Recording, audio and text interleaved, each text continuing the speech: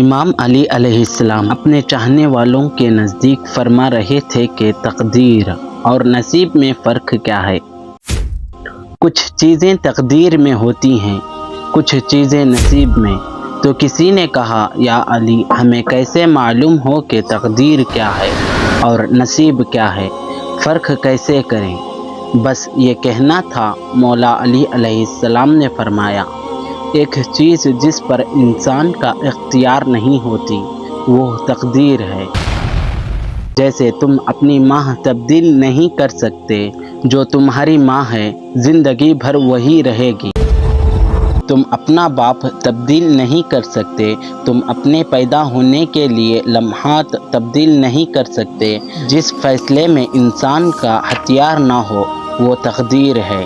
اور نصیب یہ ہے کہ قدم پر انسان کے سامنے صحیح اور غلط کا فرق واضح ہے۔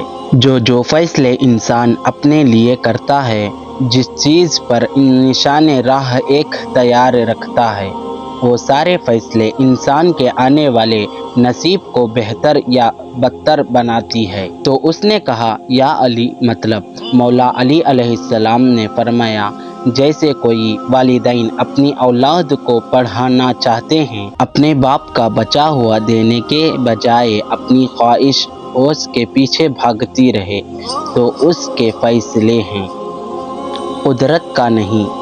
اس غلط فیصلے کے انجام کو نصیب کہتے ہیں۔ اور جیسے انسان اپنی خواہش پوری کرنے کے لیے غلط طریقے سے دولت کماتا ہے، اس غلط طریقے کے انجام کو نصیب کہتے ہیں۔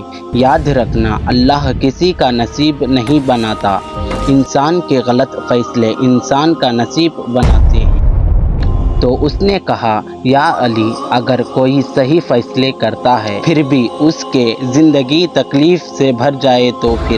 بس بات جب یہاں پہنچی تو امام علی علیہ السلام مسکرانے لگے اور فرمانے لگے، اے شخص، یاد رکھنا، اللہ تعالی جس بندے کو زیادہ دینا چاہتا ہے، نواز چاہتا ہے، تو اس سے پہلے اس منزل کے قابل بناتا ہے، اور قابل بنانے کے لیے اسے سیکھنا درکار کہا جاتا ہے۔ یاد رکھنا، اللہ جس کو سکھانا چاہتا ہے تو اسے نہ کسی مکتب بھیجتا ہے، نہ کسی استاد کے پاس، بلکہ اسے تکلیف کا زیور پہناتا ہے، کیونکہ زمین پر انسان کو سیکھنے کے لیے سب سے بہترین استاد تکلیف ہے۔ اللہ جس کی تقدیر میں تکلیف اس لیے رکھتا ہے تاکہ وہ تکلیف سہ کر اس منزل کے قابل ہو جائے جو منزل اللہ نے اس کے لیے رکھی ہے۔